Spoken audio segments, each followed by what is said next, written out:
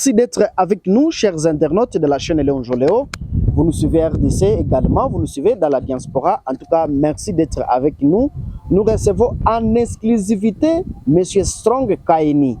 Il est communicateur du PPRD à Ville de Butembo.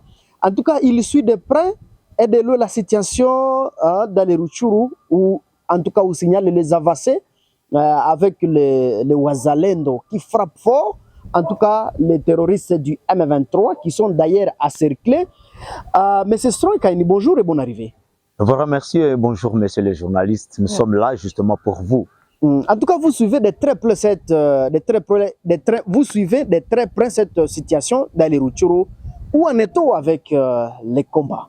En fait, nous sommes trop fort ragaillardis de la situation qui se passe dans le territoire de Rutshuru, de Masisi et une partie du territoire de Nyiragongo. C'est très important qu'aujourd'hui, ce qui était comme pour une lettre réservée dans la Constitution de la République démocratique du Congo à son article 63, soit une réalité aujourd'hui où la population a pris relève de passer à une vitesse de croisière et mettre en mal cet ennemi qui était en train de terroriser la population congolaise dans plusieurs des territoires de la République démocratique du Congo. C'est donc une façon de dire qu'aujourd'hui, le patriotisme est en train de porter corps dans le cœur de plusieurs des populations que nous regorgeons à la République démocratique du Congo.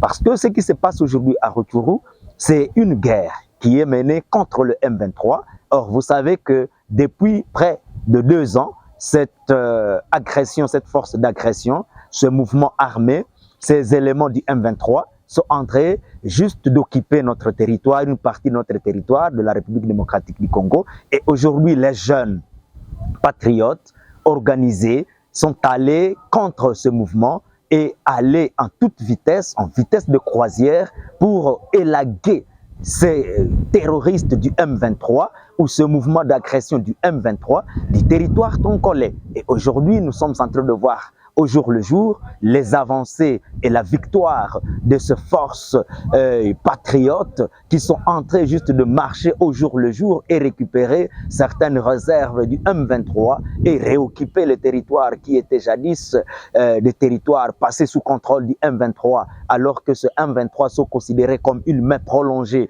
non seulement de pays qui sont à nos environs ou de pays du Grand Lac, et voire même une main prolongée sous la tutelle, voire même de certaines firmes et organisations, les multinationales au niveau international. C'est qu'aujourd'hui, la population a pris relève de ce qui était déjà comme une occasion ratée, parce que depuis très longtemps, nous étions en train de lire seulement l'article 63 et dire que nous devons passer à une vitesse supérieure et arrêter toutes sortes d'intrigues. Et aujourd'hui, cet article porte corps et la population a pris relève sans doute.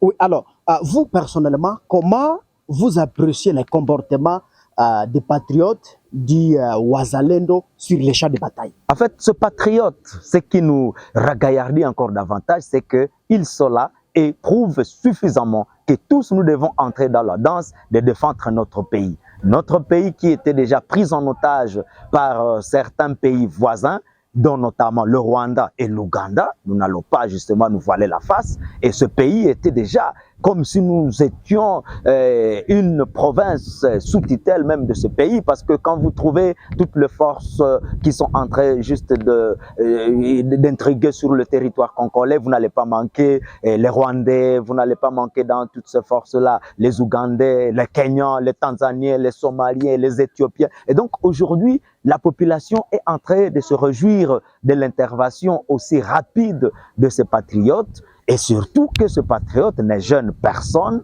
il ne ravisse aucun bien de la population, il ne dérange pas la population, mais leur cible qui reste vraiment primordiale, c'est de s'attaquer seulement à l'ennemi qui a renversé tant soit peu notre quiétude et notre paix, notre tranquillité pendant un certain temps, aujourd'hui, les choses sont reprises en main et nous sommes là en train d'appuyer, d'accompagner psychologiquement, sociologiquement et même par la prière et voire même par toutes les autres voies ouvertes pour le patriotisme, d'accompagner cette frange de la population qui s'est lancée déjà dans la DAS. Monsieur Strong Kaini, on peut savoir si vraiment les Ouazalendo étaient besoin des Congolais pour sauver vraiment l'est de la RDC. En fait, nous avons plongé notre confiance totalement dans les institutions de la République démocratique du Congo parce qu'en lisant même la Constitution, elle nous prouve suffisamment que nous avons quand même des institutions responsables, mais en voyant ce qui se passe sur le terrain, nous avons trouvé que quelque part, il y avait des limites, surtout pour ce qui est des forces de défense, pour ce qui était aussi de la démocratie, pour ce qui est même d'autres interventions, parce que pour ce qui est de la diplomatie au niveau international ou de l'aide au niveau international ou au niveau de la sous-région, nous avons trouvé qu'il y avait eu trop de limites qui étaient déjà lancées devant nous. Et là, nous avons trouvé que non, comme le président de la République lui-même venait de le dire il n'y a pas 6 mois, que la diplomatie était mise en mal par certaines organisations internationales et que la population doit maintenant prendre relève en s'organisant d'abord comme un groupe de vigilance. Et cela a été fait. Et aujourd'hui, maintenant, l'article 63 de la Constitution de notre pays est maintenant en train de porter corps parce que cela ne peut pas rester comme une lettre morte. Et aujourd'hui, il y a des patriotes qui prennent le relève. C'est-à-dire, la population était en train de décrier cette agression que nous étions en train de subir depuis un certain temps et aussi décrier le laxisme de la part de notre patrie ou notre gouvernement et aussi de voir un peu de quelle manière était en train de gérer cette question de la défense et de la sécurité de notre pays.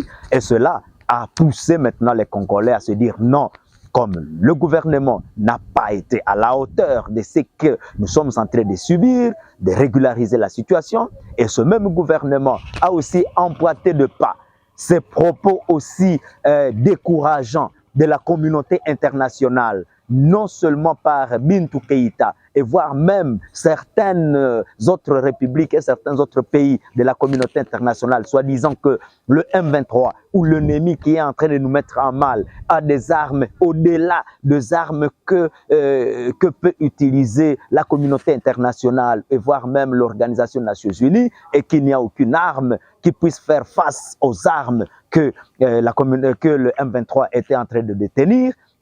Et la population a prouvé aujourd'hui que c'était seulement la simple peur. Et comme on l'a toujours dit, nous avons découvert suffisamment que nous sommes à face d'une théâtralisation de la question que nous vivons. Et aujourd'hui, c'est démystifié. Nous avons trouvé que même avec des petites armes, le AK-47, 41, qu'utilisent les patriotes, nous sommes à mesure et le M23 est en train de prendre maintenant la fuite et le M23 se sent maintenant menacé par cette frange seulement de la population et que donc il fallait laisser le temps au temps pour arriver aujourd'hui à éradiquer, parce qu'il n'y a même pas une semaine que déjà Massissi est déjà repris d'une façon globale, s'il faut le dire, totalement par les patriotes, et que maintenant une partie des Rutshuru est en train d'être aussi récupérée au jour le jour. On se sent vraiment dans notre peau parce qu'on a trouvé que non, ce qui était mystifié avant, et par la communauté internationale, et par l'Organisation des Nations Unies, et voire par même nos institutions de la République démocratique du Congo, représentées par les chefs de l'État, ce n'était qu'un mythe, un simple mythe. Et aujourd'hui, nous avons démystifié par les patriotes, c'est que plusieurs étaient en train de considérer comme si c'était un monstre. Oui, en tout cas, chers internautes et chers Congolais de partout dans le monde, je vous rappelle que nous sommes avec Strong Kaini. En tout cas, Monsieur Strong, on peut savoir si le président Antoine Félix Tshisekedi avait créé ou avait lancé le programme de groupe de surveillance. C'était en tout cas une occasion de s'organiser pour vaincre ou pour combattre les terroristes du M23.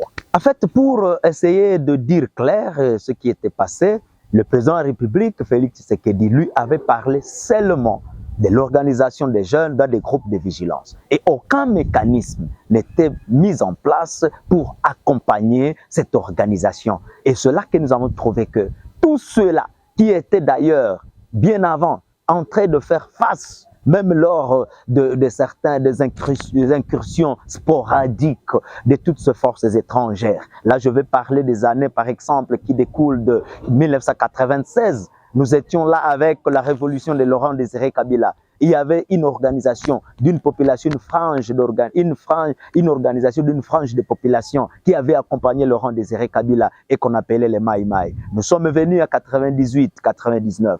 Nous avons vu ces gens en train de combattre les Ougandais et les Rwandais qui étaient encore sur notre territoire ici comme de mercenaires qui étaient alloués par certaines rébellions de la République démocratique du Congo. Nous les connaissons, le RCD, le MLC, et nous pouvons parler aussi d'autres organisations de rébellion. Et tous ces gens-là, c'était donc des résidus de ceux qui se disaient non, ils n'ont pas encore vu clair de l'organisation de la chose de l'État et qu'ils n'avaient pas encore désarmé. C'est comme ça qu'ils étaient encore dans des forêts, certains. Il y avait aussi d'autres qui étaient aussi même dans la ville et qui ne se manifestaient pas. Et alors que le président de la République a ouvert une brèche pour essayer de mettre fin à toute intrigue et à toute aventure de forces ennemies, c'est là que nous avons trouvé ce gens encore se réveiller et venir maintenant appuyer cette ouverture que le président de la République, Tshilombo, avait laissée en libre cours à la population congolaise et surtout que la Constitution aussi n'est pas restée comme une lettre morte dans son article 63. C'est là que les patriotes ont pris relève comme pour défendre la cause de l'intérêt national et que la souveraineté, comme vous le savez, revient au peuple et commence par la base pour aller et atteindre les institutions de la République. Mais je dis d'avance qu'il y avait une donne qui réserve le primat de l'organisation de la chose publique au président de la République et aux institutions. Et on a trouvé qu'effectivement, le président de la République, dans son organisation, les peuples, comme la population en elle seule, n'avaient pas trouvé une pertinence d'éradiquer et de mettre fin à cette intrigue des étrangers sur notre territoire. Et c'est là que le peuple s'est dit, non, nous devons prendre les taureaux par les cornes et notre souveraineté, nous devons la récupérer de ses mains des impérialistes ou de ses mains de ces mouvements armés utilisés pour la cause des firmes et des multinationales. Et c'est là, maintenant que le peuple s'est organisé lui-même, et sans tenir même compte de mécanismes ou sans attendre le mécanisme que le gouvernement mettrait à place, parce qu'aujourd'hui nous n'avons pas vu la main du gouvernement dans cette organisation des patriotes qui sont en train de battre l'ennemi sur les champs de bataille. Et là nous avons trouvé effectivement que le peuple est allé sans main derrière lui ou sans tireur de ficelle. C'est le peuple qui voudrait bien se libérer, parce qu'on ne libère pas un peuple, mais le peuple se libère lui-même. Alors on peut savoir si, en tout cas, ils sont soutenus par des munitions, puisque ce n'est pas facile de faire la guerre avec une armée forte comme ça, avec des armes, en tout cas lourdes, que possèdent les terroristes du M23. Vous le savez très bien que la MONUSCO avait dit qu'en tout cas, c'est compliqué, ils ont des armes. Mais on peut savoir si, en tout cas, les Wazalendo ont des armes qui sont en tout cas sophistiquées pour combattre l'M23. En tout cas, je ne pense pas. Mais ce qu'il faut savoir, c'est que quand on mène la guerre a plusieurs pistes et la guerre peut s'observer dans plusieurs univers. Or, la guerre, il est toujours dit que la guerre n'est pas toujours celle des armes, qu'on doit procéder par les armes. Mais la guerre peut être aussi médiatique, la guerre peut être aussi, comme on l'a toujours dit, asymétrique, la guerre peut être aussi psychologique. La guerre peut s'ouvrir à tous les échelons. Se dire que nous venons maintenant de découvrir, je l'ai dit tantôt, que ce que la communauté internationale, la MONUSCO, était en train de dire, qu'il n'y avait aucune arme qui pouvait faire face aux armes que détenait le M23, nous venons de découvrir que c'était faux. Parce qu'aujourd'hui, qu'est-ce que vous allez dire au sujet des armes utilisées par ces compatriotes ou ces civils armés, ou pardon, pas armés, mais ces civils en armes contre les M23 pour le faire fuir au jour le jour. Mais quelles armes sont en train d'utiliser? Moi, je ne vois pas, sans doute, une arme qui pouvait aussi arrêter à ce que même le gouvernement puisse aller vers le M23. Peut-être que c'était seulement une guerre médiatique ou une guerre qu'on pouvait aussi mener d'une façon peut-être à faire croire aux gens que ce n'est pas la guerre du Congo, mais que c'est la guerre qui nous vient d'ailleurs et qu'on ne peut pas toucher parce qu'il y a le droit international aussi qui bloque beaucoup de choses, parce que nous appartenons à certaines organisations de la sous-région, de la région et voire même de la communauté internationale. Et le peuple lui-même a compris que nous sommes dans l'organisation où nous sommes membres de l'Organisation des Nations Unies. Mais depuis toute une génération, 25 ans, qu'est-ce que la MONUSCO a déjà fait quand son membre est menacé?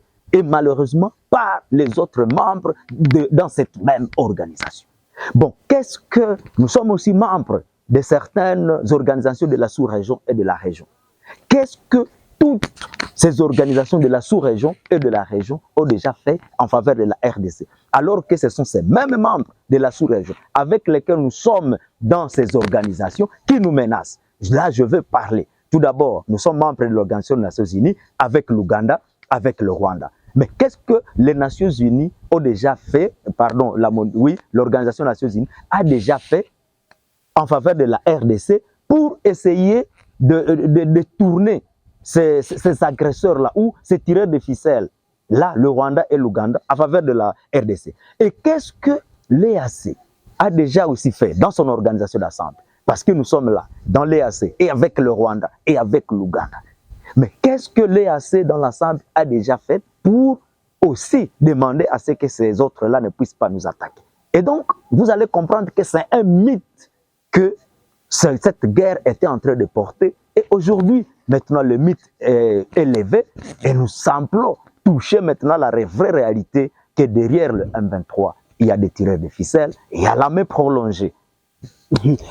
Monsieur Strong Kaini, à ce moment où, en tout cas, il y a des avancées de Wazalendo contre les terroristes du M23. Que pouvons-nous faire? Que pouvez-vous faire, vous, population et moi, pour, en tout cas, vaincre, écraser l'ennemi? En fait, moi, je crois qu'aujourd'hui, le train est déjà en marche et ce que nous, on attendait du gouvernement n'a pas été réalisé. Nous avons conclu que nous étions en face des gouvernements démissionnaires qui n'avaient pas rempli effectivement toutes ces missions régaliennes, lui revient, et toutes ces missions régaliennes à la lumière de la Constitution. Et nous avons compris qu'au travers maintenant de la responsabilité de la population, elle peut aller elle-même, la population peut aller elle-même à se libérer, comme je l'ai dit, et à se défendre, et à défendre aussi sa patrie. Parce que la patrie, c'est tout ce que nous voyons. Et quand nous trouvons qu'effectivement notre territoire, c'est-à-dire le territoire congolais, est maintenant sous l'intrigue des étrangers, une partie, on doit se dire non, nous devons vaquer à nos occupations. À la limite de la loi, c'est-à-dire nous sommes libres d'aller partout et de faire des trafics partout sur notre territoire sans être inquiétés. Mais nous trouvons qu'une portion est déjà prise en otage et que la population aujourd'hui ne vaque pas librement ses occupations et que la population est en train de fuir même son milieu régulier de vie et que même cette population est en train de tuer sur ce territoire. On s'est dit non, par cette action des patriotes, nous devons tous continuer à affûter nos armes. Mais nous savons que chacun a la responsabilité, comme on l'a toujours dit d'une manière globale, que pour ce qui est de la sécurité, elle nous revient à tous, même si c'est attribué aussi à certaines institutions, et nous avons trouvé que toutes ces institutions sont dans leurs limites, et nous devons aller maintenant à considérer la globalité même de cette question de la sécurité, même jusqu'à atteindre toute la population. Chacun, là où il est dans son secteur. Par exemple, pour les chrétiens, ils doivent continuer à prier. Nous avons vu Moïse, quand il était monté aussi nous avons vu Moïse quand il montait juste à la colline pour aller prier en faveur du peuple d'Israël quand il était sur le terrain en train de combattre l'ennemi là-bas. Lui, il priait alors qu'il y avait d'autres qui étaient sur le terrain pour la guerre. Il y a aussi d'autres, ceux qui ont encore ces sangs chauds et qui ont encore l'âge d'intégrer même l'armée, ils peuvent y aller pour combattre en faveur de notre patrimoine, la patrie que nous appelons la République démocratique du Congo. Et donc, tout le monde peut y aller. Oui, apparemment, M. Strong, la guerre est laissée seulement au Wazalendo et les FARDC restent les observateurs, ou c'est comment au juste? C'est là que j'ai dit que le peuple a pris la lèvre.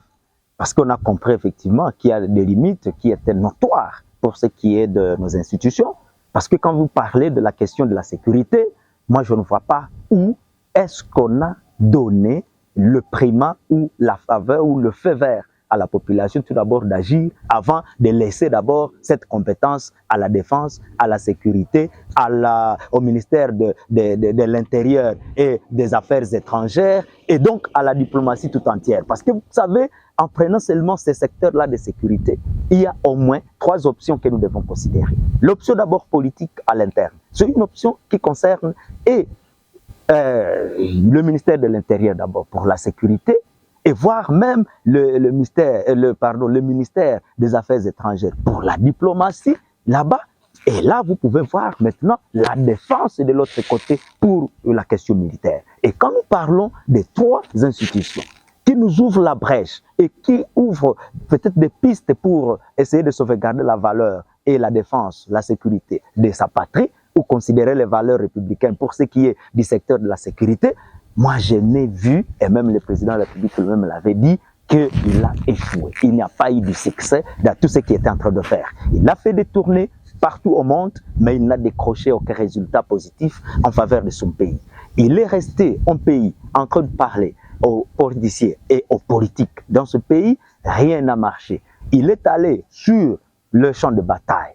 Et au jour le jour, l'ennemi était en train de récupérer les territoires. Et là, qu'est-ce qu'on va porter comme jugement et qu'est-ce qu'on va donner comme bilan avant d'entrer dans la danse pour récupérer maintenant, pour faire la relève de ce qui était déjà un échec pour ce qui est des institutions de la République. C'est là qu'ils sont en train de dire que non, nous sommes en face d'un État démissionnaire et qui doit nécessiter sans doute une aide et un accompagnement d'une manière ou d'une autre. Et c'est là que même, sans attendre à ce qui est mécanisme d'accompagnement de la part de l'État, la population est allée et elle est en train de se libérer au jour le jour. À moins d'une semaine, il faut qu'on se le dise alors que ça fait 2 ans. Ah, oui, toujours avec vous, M. Strong, nous sommes vers la fin de notre émission. Mais la population, en tout cas apparemment, ne veut pas voir la force régionale et la force des Nations Unies. C'est pourquoi on dit. En fait, cette question a été déjà décriée depuis très longtemps, non seulement par nous qui étions du FCC, du PPRD d'avance, parce qu'on était en train de décrier le comportement de la MONUSCO bien avant, parce qu'à 2016 et à 2018, Joseph Kabila Kabange avait déjà parlé de l'échec patent de l'intervention de la mission de l'Organisation des Nations Unies, la MONUSCO, comme ça s'appelait la MONUSCO. Il y avait un très grand échec à l'époque. Et il avait dit, mais non, lors de toute la période, depuis que la MONUSCO était ici en République démocratique du Congo, parce que quand il était là, il était déjà à 18 ans, je crois, 18 ans depuis que la force de la MONUSCO était ici en République démocratique du Congo. Et nous avons constaté que des petits groupes, des groupuscules, des petites organisations, des groupes armés qui existaient, mais avaient multiplié et calculé en combien, on ne sait pas. Mais le disait qu'il y en avait 12 ou 30, mais juste à partir de l'arrivée de la MONUSCO, ces groupes s'étaient multipliés jusqu'à atteindre même 300. Et cela veut dire que non, la mission qui était attribuée à cette organisation des Nations Unies par cette MONUSCO-là, cette mission n'avait pas été remplie telle qu'attendue. Et c'est là qu'on demandait déjà à ce que cette MONUSCO puisse dégager. Il y a eu des marches ici dernièrement. À cette période de notre président Tshisekedi, il y a eu des marches de la population demandant à ce que cette mission d'organisation, cette organisation des Nations Unies, la MONUSCO, puisse quitter le sol congolais parce que sa mission n'était pas pleinement remplie et parce qu'il y avait autant de déceptions, parce que même au travers de cette mission, il y avait certaines armes et certaines tenues militaires qui étaient distribuées à l'ennemi. L'exemple le plus criant et très éloquent, nous l'avions vu quand le gouverneur Julien Kaonja était à Goma, encore gouverneur, dans même les engins, les avions, les hélicoptères de la MONUSCO. Il y avait des tenues qu'on amenait chez les autres là, les ennemis même de ce pays ici. Là, nous n'allons même pas parler aussi de l'alimentation, la restauration de ces ennemis-là. Quand on trouvait qu'il y avait ce qu'on appelait des lunchbox qu'on utilise du côté gauche, mais qui se retrouvait aussi du côté droit. Alors là, tout cela avait poussé à ce que la population comprenne, avec même toutes les sensibilités, que la MONUSCO était complice dans tout ce que nous étions en train de connaître comme affre d'insécurité et de guerre en République démocratique du Congo. Maintenant, qu'en est-il de cette organisation de l'EAC et de la sous-région? Là aussi, il y a de quoi se poser une question. Et cette question, je vais directement commencer en aval, parce que je ne veux pas commencer en amont. Je commence d'abord par ici, en aval, avec 5 minutes. Là, je vais dire seulement, je vais considérer le cas échéant d'hier. C'est hier même que, quand les patriotes étaient en train d'avancer, c'est là que nous avons trouvé que même cette force-là de l'EAC s'était interposée entre le M23 et les compatriotes ou les patriotes qui étaient sur les champs de bataille, et on a demandé à ce qu'ils cessent avec le feu, et on a demandé à ce qu'il y ait une zone tampon là-bas entre les patriotes et les forces de l'EAC. Et là, ça prouve effectivement qu'il y a de quoi se poser une question autour des affres et autour de la guerre que nous connaissons dans notre pays. Pas seulement cela. Il y a le président aussi, notre président kenyan, qui est venu aussi à un moment donné, quand il a trouvé que non, il y avait des avancées aussi dans la guerre que nous vivons ici chez nous, et qui a demandé à ce qu'il y ait aussi cessez-le-feu. Mais pourquoi seulement chez nous, quand il y a victoire, c'est là qu'on peut aller jusqu'à solliciter un cessez-le-feu et à observer les accords de cessez-le-feu. Et quand l'ennemi, lui, il avance, c'est question seulement de dire, nous faisons des replis ou des tactiques systématiques, et je crois que nous allons encore revenir. Et donc, là, c'est un problème que nous devons vraiment comprendre à toute pertinence pour se dire que la question de la République démocratique du Congo, dans son aspect sécuritaire, c'est une question qui fait couler beaucoup d'encre et de salive, et la question aussi qui nourrit plusieurs lions et plusieurs hyènes. Cela veut dire que le M23, nous le voyons comme M23 avec ces quelques éléments qui sont en train d'intriguer notre territoire, mais derrière ces M23, il y a une main prolongée, non seulement dans la sous-région, la région, même au niveau international et au niveau des multinationales et les firmes internationales. Ah, oui, donc nous sommes pratiquement, en tout cas à la fin de notre entretien, M. Strong Kaini. Avez-vous un dernier mot à laisser à la population congolaise, mais également aux Congolais vivant dans la diaspora?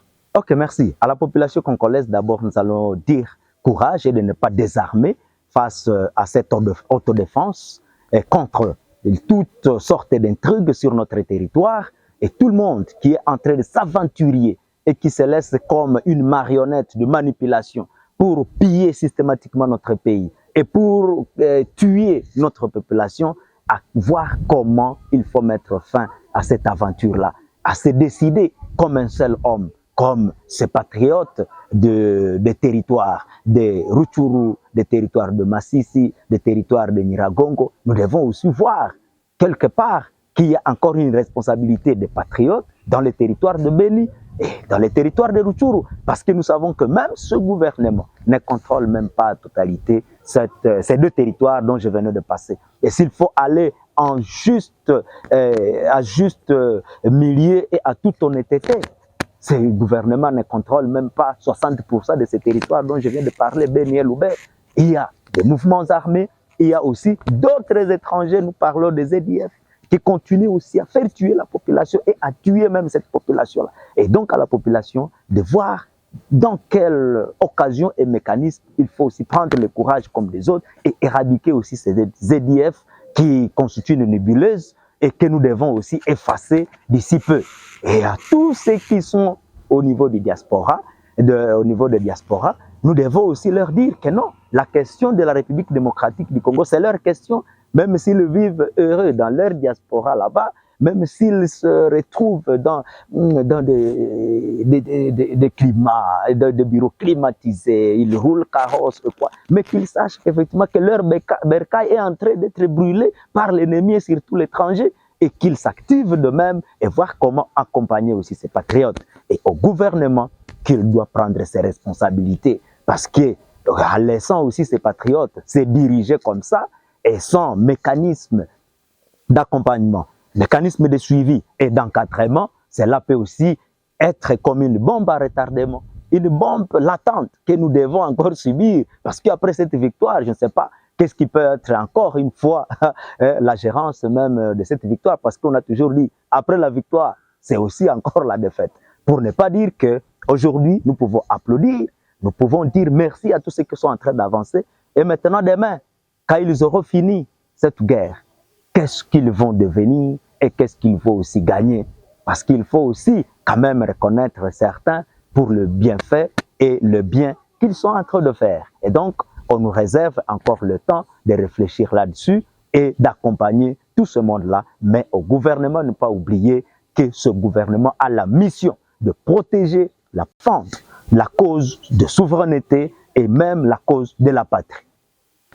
En tout cas, nous sommes pratiquement à la fin de notre entretien. Nous avons réussi sur la chaîne Léon Joléo, M. Strong Kaini, il est communicateur du parti politique PPRD, cher l'ancien président Joseph Kabila Kabange.